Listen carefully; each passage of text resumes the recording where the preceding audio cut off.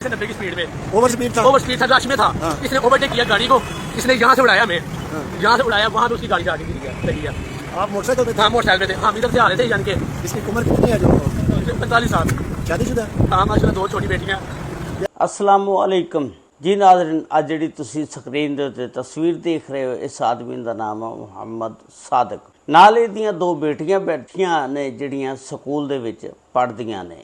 तुहानूं पता स्कूल दे विच फिर अमीर गरीब सारे बच्चे पढ़ते ने, फिर एक दूजे कोलों पुछदे ने कि तुसीं कुर्बानी दा जानवर लै लिया या नहीं लिया। इसे तरह इन्हां बच्चियां दे कोलों सवाल किया जाता। ये बच्चियां घर आके अपने अब्बे नूं कहंदियां कि अब्बा सानूं भी कुर्बानी दा जानवर खरीद के लिया दे और असीं भी उहदी देखभाल कर लईए। और बच्चियां जिद करदियां, वो अब्बू कहंदा कि मैं कुर्बानी इस दफ़ा नहीं लैनी, पैसे नहीं हैगे, हथ तंग आ।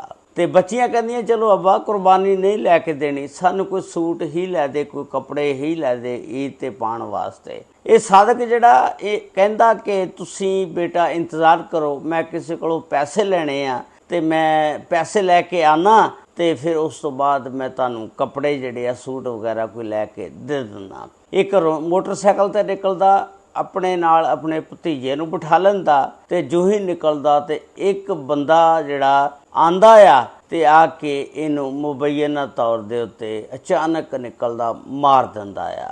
और जदों मार दिंदा वो जिहड़ा भतीजा आ मौजजाना तौर ते बच जांदा आ। वो भतीजा कॉल करदा घर ते घर दे विचों चाचा जिहड़ा वो आंदा आके उस नूं हस्पताल लैके जाने ते और फिर एक परचा दर्ज किया जाता। उसकी की वजह बनी कि ये आदमी मुहम्मद सादक अपनियां बच्चियां दी खुशियां दी खातर किसे कोलों पैसे लैण जा रहा सी, लेकिन अल्लाह नूं कुछ होर ही मंजूर सी कि वो पैसे ना लिया सकिया। बच्चियां इंतज़ार कर रही ने बाप दा, घड़ी देख रही ने, लेकिन उहदी मैयत आ जाती है। उहदी मुकम्मल तफसीलात अज दी इस वीडियो दे विच मैं तुहाडे नाल शेयर करांगा कि उस आदमी दी इन्हां दे नाल किहड़ी ऐसी दुश्मनी सी कि उन्होंने मुबैना तौर ते मार दिता। ये वाक़या जिहड़ा आ गुजरांवाले दा वाक़या आ, उत्थे मुहाफिज टाउन आ, उत्थे एक फैमिली रहिंदी आ। उस फैमिली दे सरबराह दा नाम आ मुहम्मद सादक। मुहम्मद सादक दी बीवी दा नाम आ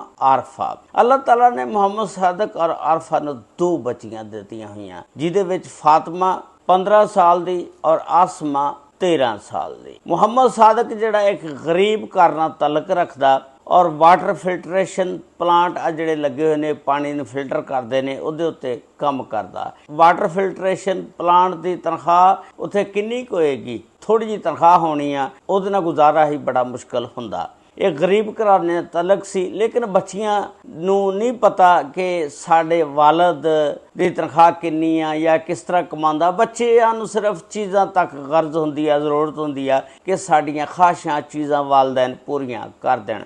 हुण बच्चियां दी ख्वाहिश वास्ते ये बच्चे जिहड़े तंग करते हैं कि सानू कुर्बानी दा बकरा लिया दिओ, जानवर लिया दिओ। फिर बच्चे कहंदे ने अब्बा चलो जानवर तो तू नहीं लेना, चलो सानू कपड़े और सूट वगैरह ही लै दे। ये घरों कहंदा जांदा निकलदा कि बेटा तुसीं इंतज़ार करो, मैं किसी कोलों पैसे लैणे आ ते मैं लैके आना, ते पैसे जदों मिल गए ते फिर तुहानूं सूट लैके दे देना। ਇਹਦਾ ਭਤੀਜਾ ਇੱਕ ਹੁੰਦਾ ਅਬਦੁਲ ਵਹਾਬ। ਇਹ ਉਸ ਭਤੀਜੇ ਨੂੰ ਕਹਿੰਦਾ ਕਿ ਆ ਮੇਰੇ ਨਾਲ ਜ਼ਰਾ ਚੱਲ, ਪੈਸੇ ਕਿਤੋਂ ਲੈ ਕੇ ਆਣੇ ਆ, ਆਪਾਂ ਦੋਨੋਂ ਚੱਲਦੇ ਆ। ਇਹ ਮੋਟਰਸਾਈਕਲ ਕੱਢਦੇ ਨੇ, ਮੋਟਰਸਾਈਕਲ ਦੇ ਉੱਤੇ ਬਹਿ ਜਾਂਦੇ ਨੇ। ਭਤੀਜਾ ਜਿਹੜਾ ਵਹਾਬ ਆ ਇਹਦਾ ਉਹ ਪਿੱਛੇ ਬਹਿ ਜਾਂਦਾ। ਹੁਣ ਇਹ ਜਾ ਰਹੇ ਨੇ ਉਸ ਬੰਦੇ ਕੋਲ ਪੈਸੇ ਲੈਣ ਵਾਸਤੇ।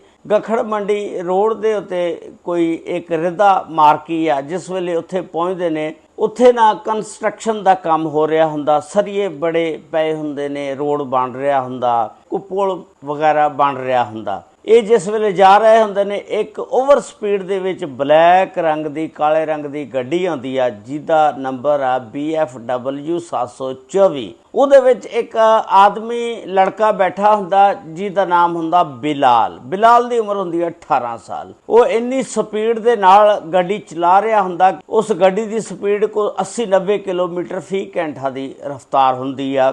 ਇੰਨੀ ਸਪੀਡ ਨਾਲ ਚਲਾ ਰਿਹਾ ਹੁੰਦਾ, ਜੋ ਹੀ ਆਉਂਦਾ ਉੱਥੇ ਰਸ਼ ਹੁੰਦਾ, ਓਵਰਟੇਕਿੰਗ ਕਰਨ ਦੀ ਕੋਸ਼ਿਸ਼ ਕਰਦਾ, ਨਾਲ ਇਹਨਾਂ ਦੀ ਮੋਟਰਸਾਈਕਲ ਨੂੰ ਹਿੱਟ ਕਰਦਾ। ਮੋਟਰਸਾਈਕਲ ਜਿਹੜੀ ਆ ਕਲਾਬਾਜ਼ੀਆਂ ਖਾਂਦੀ ਹੋਈ ਗਿਰ ਜਾਂਦੀ ਆ ਔਰ ਜਿਹੜਾ ਸਾਦਕ ਮੋਟਰਸਾਈਕਲ ਚਲਾ ਰਿਹਾ ਹਵਾ ਦੇ ਵਿੱਚ ਉੜਦਾ ਹੋਇਆ ਥੱਲੇ ਗਿਰਦਾ। ਜੋ ਹੀ ਗਿਰਦਾ ਕੋਈ ਸਰੀਆ ਸੀ ਜਿਹੜਾ ਉਹ ਇਹਨਾਂ ਦੇ ਲੱਗ ਜਾਂਦਾ ਔਰ ਸਰੀਆ ਆਰ ਪਾਰ ਹੋ ਜਾਂਦਾ।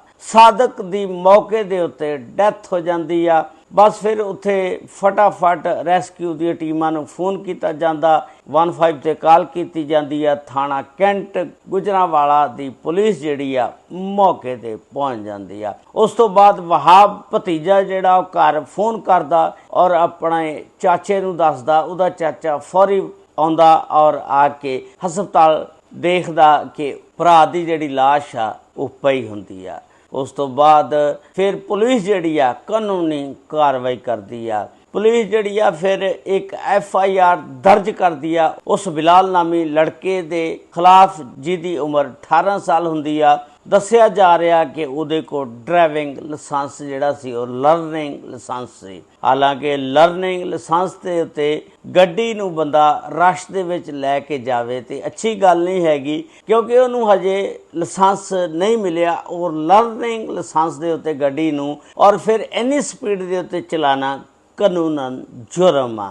ਹੁਣ ਦੇਖਿਆ ਇਹ ਜਾਏਗਾ ਕਿ ਉਹ ਜਿਹੜੀਆਂ ਬੱਚੀਆਂ ਇੰਤਜ਼ਾਰ ਕਰ ਰਹੀਆਂ ਨੇ ਆਪਣੇ ਵਾਲਦ ਦਾ ਘਰ ਬੈਠੀਆਂ ਕਿ ਸਾਡਾ ਵਾਲਦ ਆਏਗਾ, ਸਾਨੂੰ ਸੂਟ ਲੈ ਕੇ ਦੇਏਗਾ ਔਰ ਅਸੀਂ ਈਦ ਦੀਆਂ ਖੁਸ਼ੀਆਂ ਮਨਾਵਾਂਗੇ, ਲੇਕਿਨ ਉਹ ਵਾਲਦ ਘਰ ਪੈਸੇ ਲੈ ਕੇ ਤੇ ਨਾ ਪਹੁੰਚਿਆ, ਲੇਕਿਨ ਉਹਦੀ ਲਾਸ਼ ਮਈਤ ਜ਼ਰੂਰ ਪਹੁੰਚ ਗਈ ਔਰ ਘਰ ਦੇ ਵਿੱਚ ਕੋਹਰਾਮ ਮਚ ਗਿਆ, ਰੋਣਾ ਪਿੱਟਣਾ ਸ਼ੁਰੂ ਹੋ ਗਿਆ ਔਰ ਬੱਚੀਆਂ ਜਿਨ੍ਹਾਂ ਨੇ ਈਦ ਦੀਆਂ ਖੁਸ਼ੀਆਂ ਮਨਾਉਣੀਆਂ ਸੀ ਔਰ ਖੁਸ਼ੀਆਂ ਵਾਲਾ ਘਰ ਗਮ ਦੇ ਵਿੱਚ ਤਬਦੀਲ ਹੋ ਗਿਆ।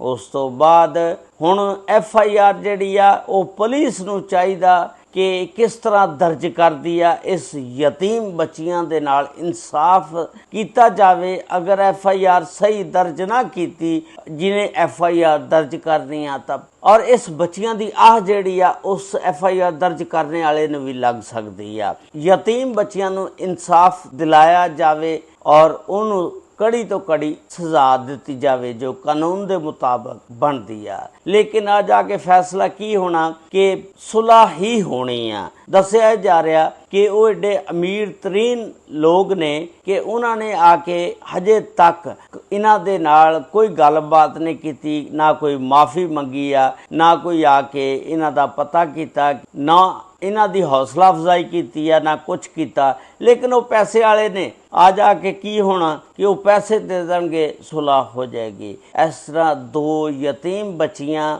ਆਪਣੇ ਪਿਓ ਦੀਆਂ ਰਾਹਾਂ ਤੱਕਦੀਆਂ ਥੱਕ ਗਈਆਂ ਤੇ ਆਖਰਕਾਰ ਉਹਦੀ ਮਈਤ ਘਰ ਆ ਜਾਂਦੀ ਹੈ। ਇਸ ਵੀਡੀਓ ਦੇ ਬਾਰੇ ਦੇ ਵਿੱਚ ਤੁਸੀਂ ਆਪਣੀ ਰਾਏ ਦਾ ਇਜ਼ਹਾਰ ਜ਼ਰੂਰ ਕਰਨਾ और नाल नाल चैनल ਨੂੰ सब्सक्राइब लाइक और शेयर ज़रूर कर देना। अल्लाह ताला सब ते रहमत फरमाए। अस्सलामु अलैकुम व रहमतुल्लाहि व बरकातहू।